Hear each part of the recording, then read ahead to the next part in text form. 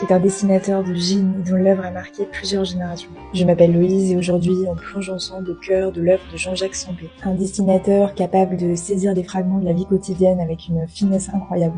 Ce qui est fascinant chez lui, c'est vraiment l'intemporalité de ses œuvres. Mais alors pourquoi ces dessins, pourtant ancrés dans une époque, résonnent-ils encore aujourd'hui? Retour en arrière, Sempé est né en 1932 à Bordeaux, donc après une enfance marquée par la guerre et des difficultés familiales. Il quitte l'école à 14 ans, enchaîne plusieurs petits boulots avant de se tourner vers le dessin. Et c'est en 1959 qu'il atteint vraiment la célébrité en illustrant les histoires du Petit Nicolas, que vous connaissez, écrites par René Goscinny. Mais Sempé a aussi bien sûr collaboré avec des journaux comme Le Figaro, L'Express, même The New Yorker avec ses couvertures emblématiques. Donc ces dessins montrent des scènes de vie quotidienne, souvent empreintes d'absurde, de poésie et de mélancolie. Que ce soit un cycliste solitaire sur une route de campagne ou des enfants jouant dans un parc, ces illustrations captent des moments fugaces et pleins de sens. Ces personnages, souvent présentés dans des décors vastes et dégagés, paraissent souvent minuscules et révèlent la complexité des sentiments humains.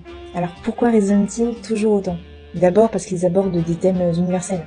La solitude, l'enfance, le deuil. Sempé joue avec une forme de minimalisme visuel, donc cette économie de traits laisse place à l'imagination du spectateur. Ensuite, l'humour de Sempé est à la fois tendre et subtil, jamais cruel. Il se moque de la condition humaine, mais toujours avec bienveillance. Bref, on nous souhaite de continuer à admirer ses dessins pendant des décennies.